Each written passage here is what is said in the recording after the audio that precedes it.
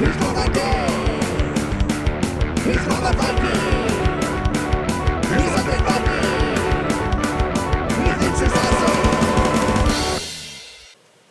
Hey everybody, it's me, Lance Meister, the Undead Viking. I'm here to talk to you about this game. It is called Arsenal. And Arsenal, as it says right here, is a fast-paced card game of tactical mech combat. And there are a few things I love one-liners about games that are completely straightforward and describe the game to a T. And I mean, obviously mechs. Okay, that stands out for me just because of the fact that I was and I still am a huge fan of the old BattleTech from FASA or FASA, however you pronounce it, and I think it's still around. I think BattleTech and MechWarrior are still existence. But I mean, I have in my RPG shelves, which you can't see, I'm pointing to like out that hallway and across the hallway into the laundry room where I have a giant bookcase.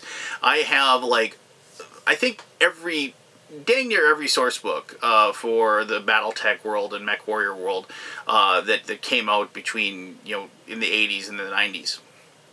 And the box sets and what have you. And I remember growing up as a kid, I had a couple buddies that lived on the other side of town named Brandon and Jeff, and they lived across the street from each other. And I would bike over to their house on the weekends, and there were two things we played. We played Car Wars and we played BattleTech. And I think we enjoyed making the mechs more than anything. And so I remember sitting in Brandon's attic / bedroom that he had convinced his mother to let him stay there and have there. But he had the posters of the different mechs on the wall, like with little schematics, like the Rifleman and the Archer and the Locust.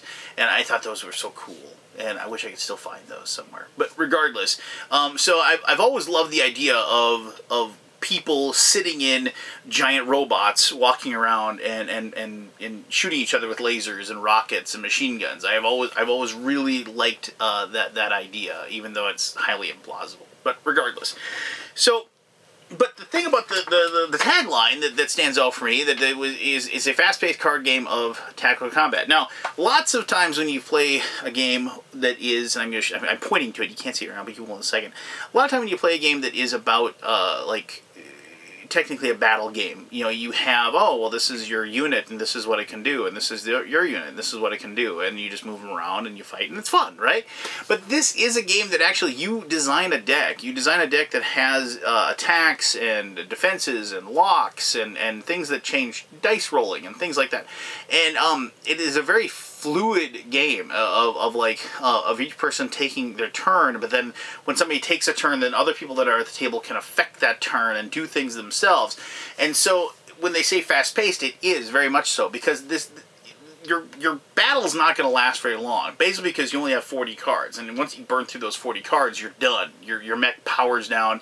If you try to draw cards and you can't, you're out. You're gone. Plus, they're pretty fragile, and combats and weapon damage is pretty deadly. If you're not smart and you don't get your defenses set up really well, and you don't keep yourself from you know, like you being pinned down or whatever, you will get obliterated pretty quickly. But that's fine. I like the fact I like games that aren't they don't put the mittens on, you know, and bat me around. They go for the jugular, and that's something that this game does. But I'm kind of getting into my conclusion here. So what I'm going to do is I'm going to stop myself, and I'm going to show you how to play the game, and give you a brief overview of the rules, show you how the game is set up and how it looks, and then we'll come back here and I'll tell you exactly why I have a lot of fun playing Arsenal. All right, awesome. Alright, this is Arsenal, and this is the arena, obviously, where the mechs will be duking it out. As I said in the introduction, this game can handle 2 to 6 people. You could play, you know, technically a 3-on-3 battle and have 2 players, or you could have 6 players playing a free-for-all, or have teams, 3 sets of, you know, there's all kinds of ways you can play the game. You'll just determine that when you get your people together, obviously. I actually have some, I play heavy gear, if you're familiar with the miniatures combat, and so I had some mechs that I'm going to use just for demonstration purposes because they worked perfectly for this hex map. However, the prototype I got did have these little cardboard counters, and I think, I don't quote me, but I believe that the final game, when it comes out, will actually have miniatures. But obviously, even if it didn't, look, you can find them easily enough. So anyway, the rest of the stuff is pretty simple. You have your deck of cards that will be the deck that you draw from. You have a hand size of 8. The big thing with the cards is this isn't like a game where you get to shuffle up your discards. If you ever run out of these cards, you lose. Your mech power is down, and you're considered defeated. You have this bank of energy, and that's a really important mechanism in the game, and I'll explain that in just a little bit. And you also have this. This is your mech. This is the Eagle Eye mech, and so you can see there's a few things here. It has attack and evasion and an armor rating, and that's the number of dice it has in its dice pool. So you can see over there, I didn't have a yellow die, but I have 6 red dice, 1 blue die, and 1 green die. The green die is the armor there. And then the speed here, that's when it moves. This is how many spaces it can move. It can move 2. And the 1 there is that if it wants a little extra movement, you can burn an energy, which are those cards over there, which once again I'll explain. And then you can move a little bit further. Hit points, 22. If it takes 22 points of damage, it is destroyed. Now, these things over here, these are the types of cards that you're able to use when you build your 40 card deck that you'll be using for your mech. Now, this isn't really, I mean, it's deck building because of the fact that you're actually like choosing the cards that you want to be in your deck that you have, and then these decks that I have that I'm just for this gameplay portion are the decks that the designer suggested that you start with. So bear that in mind. But you know, you get a bunch of extra cards, and you know, I played this a lot with my brother actually, and you know, we messed around with it and dinked around with it and just tried different stuff and experimented, which, you know, they suggest that you do. And then this down here is this is when you mark the card, and it means you turn it to the side, you exhaust it, or whatever you want to call it. And this little number here tells you that it costs 1 energy to do this, and that's just a function, and you can do that when you're taking it on your turn, and you would just do that. And so this one, you have a lock on one mech or object this turn, so it can lock onto something, and that's important because there's some weapons that are like considered homing weapons that can't work unless you have a lock. So something to remind. So just if you see that on any of the cards, that's what that means. And like some of them won't have a number. They'll just have, like, it'll say you can do it, and that means they're free, obviously. But this one, obviously, it costs 1. So, just going to move these dice out of the way there. So, I mean, that's your dice pool, and I'll explain how that works in just a little bit. I just want to show you the other mech that I got with this prototype. This is the Razor Wing. Now, remember, this one, the Eagle Eye, had a ton of attack, but almost no evasion, almost no armor. Now, in comparison, the Razor Wing has almost no attack, but it has a ton of evasion and 1 armor. And look, the speed is way faster. It has a speed of 5 and then extra speed of 6. You know, it can spend energy to move faster, obviously. A little less hit points, and then here for 2 energy, you can add 1 die to your evasion rolls this turn, and you obviously flip it like that. So, obviously, neither of these mechs are really heavily armored, but they are made to, you know, diametrically opposed. One is kind of a gunship, and the other is going to be bouncing all over the place, and you know, trying to stay out of reach and trying not to get attacked. So, basically, the game begins, you get 8 cards, you draw 8 cards, and then you start taking your turns. And turns can be movement, it can be playing cards, it can be declaring attacks. And you do that until, basically, when you take an action and it goes to the other person, they take an action. And if there's more people at the table, obviously it goes around the table when you do that. And if you're playing teams, you should definitely alternate. You should, like, you know, Team A, then Team B, you know, then Team A, Team B, and like that. So, That's definitely how it works. Now, I just want to show you some of the other cards, and just quickly, so you can kind of see some of the other things that you do, and then I'm going to show you how attacks work, and because that's obviously the major part of the game, is you're trying to attack and defeat the other player. So, so some of the cards, like I mentioned, the locks. So here's like this card is a laser lock. Now, notice how this little 2 here, that's the energy. And that's the energy you have to expand. Now, energy, I should just touch on that real quick. Energy is just like the other energy. You flip it up like that to unlock the energy and use it to use the different powers that you want to and actions that you want to engage while you're in the arena. Now, but there is, and when you're done with your turn, like basically when the next person goes, not when it gets all the way back to your turn. That's one of the things you have to remember. It isn't like I go and I do all these actions and the other person goes and whatever. You know, it's like and then you have to wait until it's your turn before you can put everything back. At the beginning of everybody's turn, you get to reset your energy and reset any cards that you've exhausted or what have you, or marked, as this game says. Now, however, you have another option. Like if you've used, because you can do other actions on other people's turns, you're going to be using up energy, and you're going to be like, trying to use different cards and do different actions and do different instant actions that interrupt things and things like that. And so what you can do is, if you ever get down and like you've exhausted a bunch of your cards, say like whatever, like say this player's exhausted all of that. And then they want to do, like an instant action because they're going to get attacked. And so here's like brace for impact. And you say it's like instant action, so it's something you can do to like interrupt something that somebody's doing. So somebody's attacking you. And so this one says move all dice from your attack pool and evasion pool and put them in your armor pool. So like, oh my gosh, I'm going to get blown out of the water. But you notice it's got 3 cost of 3 energy right there. And look, I've only got 2. So you would go 1, 2, and then you take one of the cards and you flip it over and you like, because you burned it, you like just exhaust and turn it over to the orange side. So now obviously there has to be a detriment to that.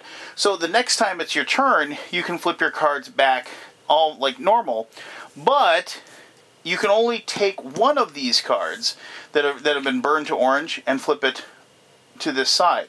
So what's very likely would happen is that if somebody's got a couple of attacks, like they attack you, okay, you burn it, and then you defend against that. Well, they saved a little bit of, so they attack you again. Well, maybe you have another card you want to use, and you have to burn another one, perhaps.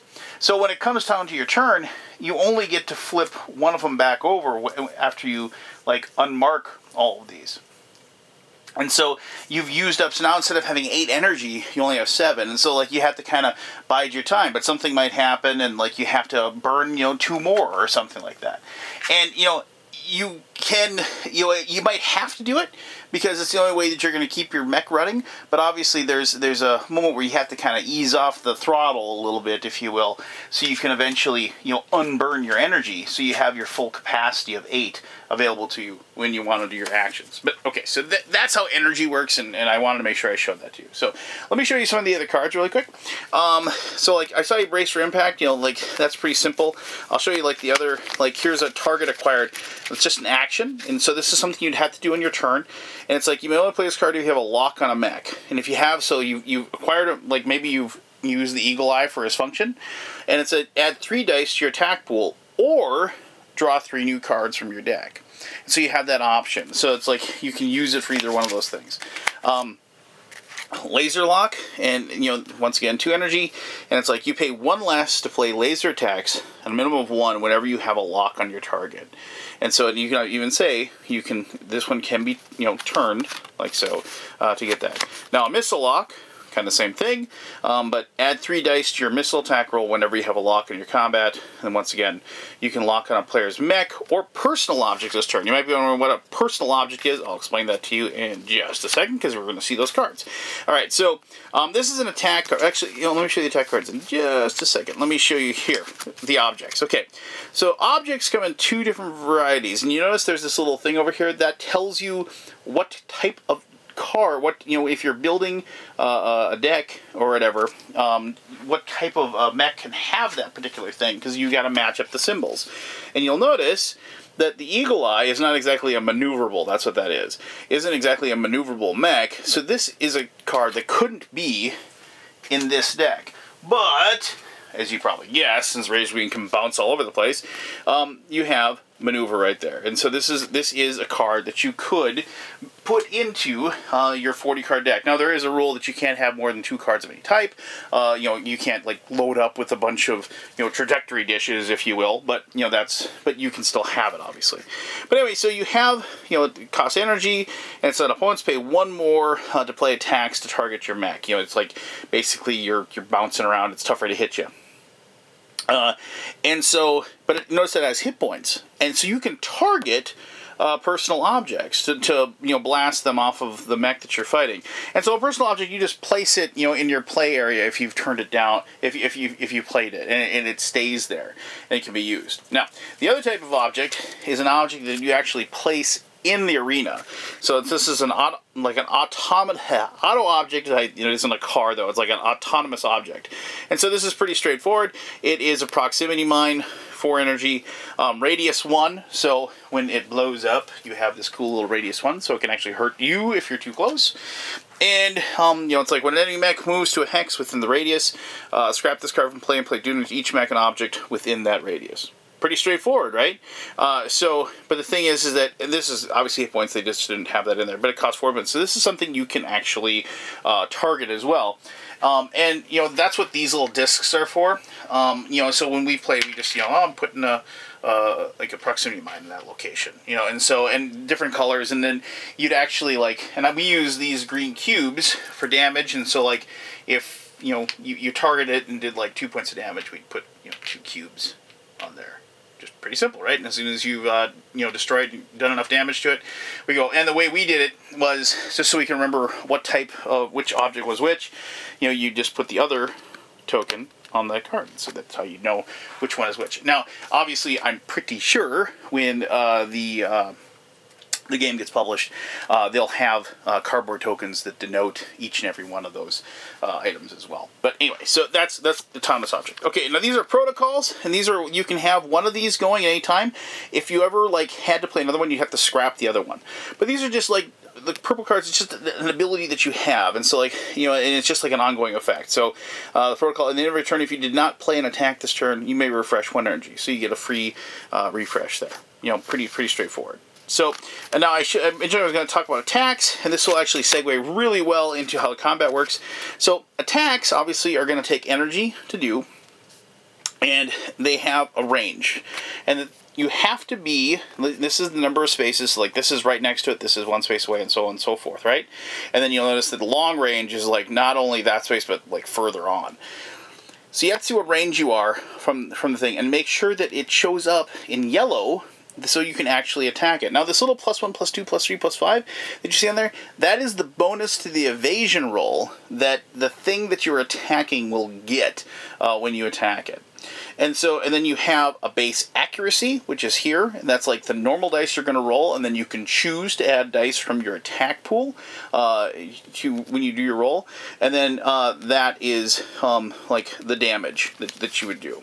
And then this is obviously it's a projectile, and this is a laser, so you can see a heavy beam, you can't be close up with that. You got to be a little further away, and notice how it can target way far away. Accuracy of 3 does 5. Now here's I'm going to show you the shearing beam. Now this is an instant attack, so this is something that it's like an interrupt, if you will, and so it is highly accurate. It doesn't do a lot of damage, but notice how you can only target objects. So this is something you could use to literally shearing. You're getting the personal object off of a thing or blowing up a mine, if you will. And finally, homing rockets. Just like you probably assume, you have to have that lock. And I should mention you can only have 1 lock as well, 1 protocol and 1 lock. But so homing rockets, a certain amount of range, accuracy damage, but it's guided, and you must have a lock on there to and it is not disrupted by movement. Now, that's a very important thing that mention of disrupted by movement. I'm going to show you how combats work here really quick, but if you say, I'm attacking you, and then, everybody else gets to do something, at that point. Somebody, if it's a teammate, can try to play a card to stop that from happening. Other people can think, you could, that one card to, hunker down to, add a bunch of armor if you're going to get hit. But one of the things, you have things that can actually move. And so, like, if this mech was here, and, you know, he's going to use a heavy beam attack, and he's going to attack the Razor Wing. Well, if the Razor Wing is able to play, like, an interrupt that allows him to move, like, say, one that allows him to move, like, 3 spaces or something like that, because it's a laser beam, that laser is still attacking that location, and it automatically misses. There's nothing you can do to stop that. But if it is a guided missile, and because you have a lock, as long as that person stays within range of the weapon that you're using, you can still hit them, even though if they move. So that's a very, very important thing to keep in mind. So, alright, so combat works really simple. What you end up doing is you look at the weapon. Let me just get out like a heavy beam here. So you look at the weapon, and you look and see how close you are. So let's actually move this guy off a little bit further like that. So for whatever reason, he stayed within range, and we're lucky enough to have the heavy beam card in our hand. And so the Eagle Eye is going to attack the Razor Wing. And so you look at the thing, and he says it has a 3 accuracy, so we're automatically getting 3 cards. But we're gonna add, like 3 of our attack pool to the roll as well. So we have 3 and 3. Now the numbers you're looking for in this situation are 1s and 6s. And this is like, the other player could obviously play some interrupts or whatever. Let me see if I can find a cool card that maybe they'd play as an interrupt to do something cool. Oh, so like maybe they played this. So they played Feint. You know, like, oh, you're not hitting me with that. Add 3 dice to your next evasion roll this turn, and draw a card. Pretty cool card, right? So all right, so your opponent plays that card, and so you take these 6 dice and you roll them. Now, notice I can't at this point say, oh, I want to add another 3 dice. No, I've already declared my attack. I can't change it on the fly. I got to just go ahead and roll. So we're going to roll, and we're looking for 1s and 6s. And I think that was there. So I got a 1 and a 6, so I got 2 successes there. Let me see if I get another one. That one fell off, so we're not going to count that one. I got a buddy, Jason, if anything doesn't land on the table in this little area that he designates, he says he gets to re-roll it. Yeah, that's just the way it is. So I've got 2 successes. Not great, but we can always hope that our opponent doesn't roll really well. So we're going to go ahead, and it's like the other opponent, they get to add 3 to their evasion pool. And they have an evasion of 6, so they're going to bet that they can, they're going to take 4 dice out of that roll. They're going to take 7 dice, and they're thinking they can at least get a 1, just 1, 1, 1, and 6. Let's see if they get lucky here. I only rolled 1, so I rolled a lot of 4s too. Yahtzee! Look at that. Okay, anyway, so I got a 1. And so that means that attack hits, because he didn't evade. But all is not completely lost, because now you still get an armor roll. And the armor roll, it's going to work just like that. So you look at the damage that a heavy beam does, which is pretty good. It's 5 damage. So unfortunately it looks like, well, actually, since I'm actually technically playing that guy, I'm happily going to say that unless I'm going to do at least 4 damage and probably 5. So we're going to roll 1 die here, and they get a 5, so they did not, the armor didn't come into play, and so then we're going to go ahead and do the full 5 damage from the heavy beam, and so then my opponent would have to take 5 of these damage cubes and place them on the Razor Wing like so, and I've dealt a heavy blow to my opponent in this case. So that's, what you're doing when you're playing the game, the attacks obviously are the big thing, and that's when you get to roll dice, and dice are cool. But the most important thing in the game is really mitigating your energy and making sure that you have the right cards in your hand when you need them. So let me just draw the top 8 here and see what we get here. 5, 6, 7, 8. So like when you start off the game, now when you discard these, they go into your scrap, and this is called like the scrap heap. Your other players, since they might know what kind of build you have, they're allowed to look through your scrap heap at any time, and so are you too, so you can kind of have an idea of what cards are left. You can, if you choose, to discard any cards you want at any time, but remember, if you ever run out of cards to draw, you're done. And since you draw up to 8, and there's only 40 cards. Technically, you only do that 5 times before you're going to be dead because your mech's going to power down. So we have these cards. Look, we got a couple of attacks. We got a missile, so we, luckily, like, we have the ability to lock automatically, so we don't need that. We got a nice instant attack with our flash. And so, and this is a good personal object. The quad stabilizers, add 2 dice to your next attack roll. So we got some pretty good dice. Oh, I did get a lock, laser lock though, not a missile lock. But so you have these cards, and the whole thing about it is that you got to figure out what you want to play, and putting yourself in the best spot within the arena to use the attacks that you have, to use the defenses that you have, and the card play that you have, but not burning through your energy too fast. Because the biggest thing about this game, this isn't a classic you go, I go thing, where I do everything I want to do, then you do everything you want to do, then I do it.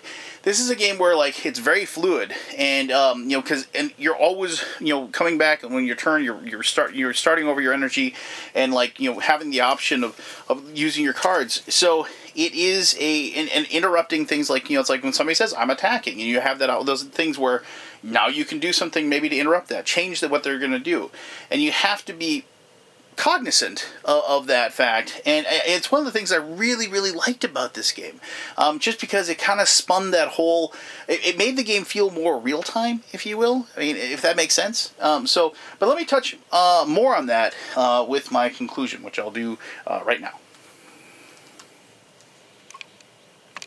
Alright, thank you very much for sitting through the gameplay portion of the game. The one thing, I mean, I've had this prototype for a while, and the one thing that I wish I had more cards. I've tried to play it with like a third person, and we try to come up with like another mech, like use the same one, if you will. So you have and because I have those extra cards, and it works okay. But I really like.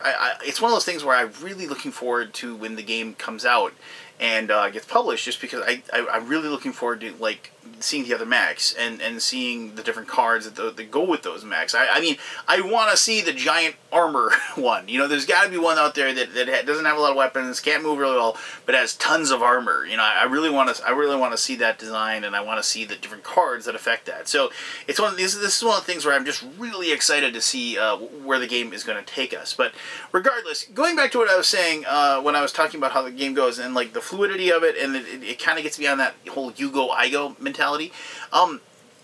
There's something so really neat about the fact that there's so many different ways you can lose, right? And it's just like you can run out of energy and should be shut down. You run out of cards, be shut down, or you can just get blown up and then you lose. And you have to weigh all those things against each other. And one of the biggest things is your cards. And since you can only have 8 cards in your hand, it's really cool that you're able to like draw more cards in your hand. Certain cards, like I showed you when we went over the overview. But if you have over 8, you have to discard them, and then you get rid of them. So there's that. It's like you never want to throw a card away, because that's like in a way your hit points as well. Because once you get out of cards, you're done. So there's all these wonderful little moments of, do I really want to play this card right now? It's like, is this to my best advantage at this point? And, yes, there's going to be situations where you're going to, like, discard cards that, even though they haven't used them, not even when you're over 8, when you have less than 8 cards, because you need to, basically because you're stuck in a situation, you're stuck in an untenable situation where you need a good attack card, and you just don't have any. I've been in that situation where it's like, I can't shoot you, and I need to shoot you, and I like that. I like the fact that this isn't just a strict, stand them up and shoot them down game. And I don't really consider it deck building, because of the fact that, deck building to me is, okay, shuffle through, shuffle through, shuffle through. I consider this like a tactical, card option, if you will. I don't know. It's like you take the 40 cards you think that would work best to help you win, and then you shuffle them up, and then you hope you get the right cards at the right time. And the real trick to the game, it really is, holding off, knowing what cards are in your deck, knowing theoretically when those cards are going to come up, and being able to wait for that one really good turn where you can play like 2 or 3 things together and just really blast your opponent. And waiting for them to be in that situation I was just talking about, that untenable situation where they just don't have that attack card, or they don't have that defense card they so desperately need. And being able to seize upon that moment. And for all those reasons, a lot more. I mean, obviously, I love games that roll dice. I love giant robots. I love combat games. I really have enjoyed playing this game. I really want to play it with a lot of people. I want to play it with a big giant map. I want to play it, you know, with 6 different kinds of mechs. I want to play it with a free-for-all. I want to play it in a tournament. You know, there's all these different ways that I want to play the game. And sadly, I had to wait for it to be published. But once it is, I really can't imagine this game being any less fun than I've already had with it playing 2-player. And playing a 2-player has been an absolute blast. So there you go. If you like card-based, card-driven, battle games, I think you're going to really like this. If you like rolling dice and piloting giant robots, I think you're really going to like this. So go ahead, check out the game, check out the Kickstarter, and if you think it's something you want to put on your game shelf, go ahead and put some of your hard-earned money down, and you can get a copy for yourself. All right, cool. So if you have any questions about Arsenal, please ask away. I'd be happy to answer those to the best of my ability. As always, thank you very much for taking the time to watch this video. And as always, I am the Undead Viking, telling you to have yourself one heck of an awesome day. All right, bye now.